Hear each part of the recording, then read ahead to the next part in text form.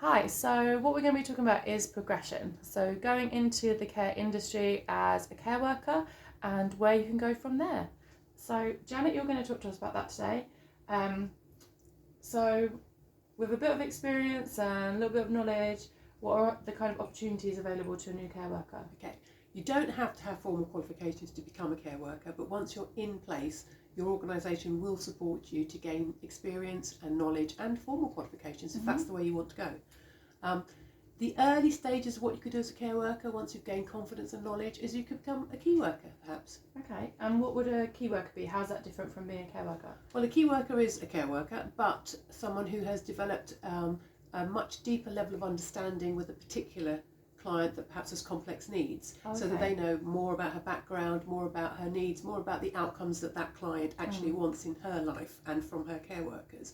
And then she becomes the expert and is able to lead other people that are going in to support that that client in knowing how best to meet her needs, and also to attend case conferences and meetings with other professionals where the support that's been given to her is being discussed and developed. Yeah, so you're really going to have a voice then as well, and a lot more responsibility. Yeah, and you get to speak for the service users as well, which is very rewarding. Yeah. Oh, that sounds really interesting.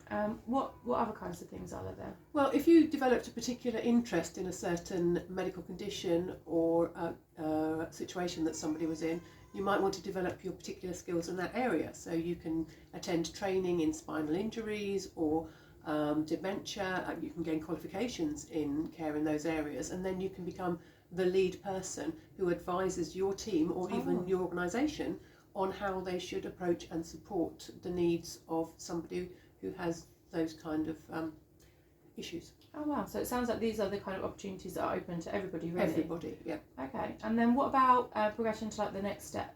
Okay, well you could become a senior care worker where you're basically the frontline manager for a team of care workers. So usually done on a geographical area, or perhaps with a cluster of service users with the same kind of needs, and you are in charge of offering them support. You will be still doing hands-on care in that role, but it's more of a mentorship role as well, and possibly an element of quality assurance, checking that things are being done in the way that they should be, and that everybody, workers as well as service users, are properly supported in their position. Okay. So that's still very much practical, like out in the field using your skills. Are there opportunities to go more into like management roles or office-based roles as well? Definitely.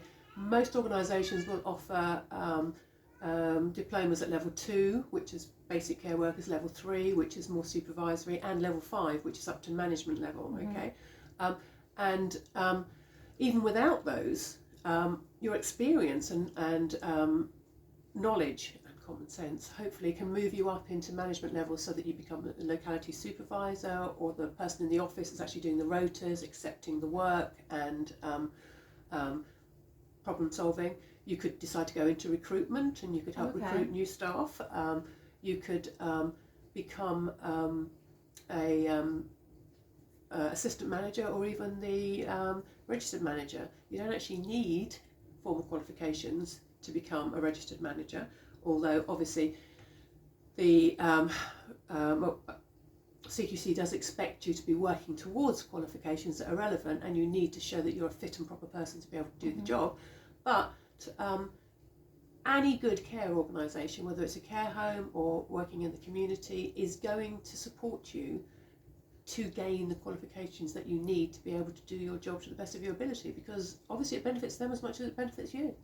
Oh wow, so that's really interesting. So you can go in as a care worker, and then you can actually end up, if that's the way that you wanted to go, you could potentially gain the skills, the knowledge and the qualifications to become a registered manager. Indeed, and I've actually met many people who have started their own businesses and are running their own care companies, who started as care workers with no qualifications. It's all there, possible with hard work and a commitment to continuous learning. Oh wow. And just one last question then. So obviously that all of these opportunities are available. How often does this kind of progression happen internally within the care industry? Well, there have been quite a few studies, but from my own personal experience, and I've worked with many care agencies. I've also managed quite a few. I would have to say that 95% of promotions within a care company come from within. Oh, okay. That's much bigger than any other industry. Yeah, definitely. So once you're in there, you've got, every door's open, really. Absolutely. As long as you put the work in. Yep. Wow. Okay, well, thank you very much for chatting to me about this, and we'll have more conversations in the future. Okay.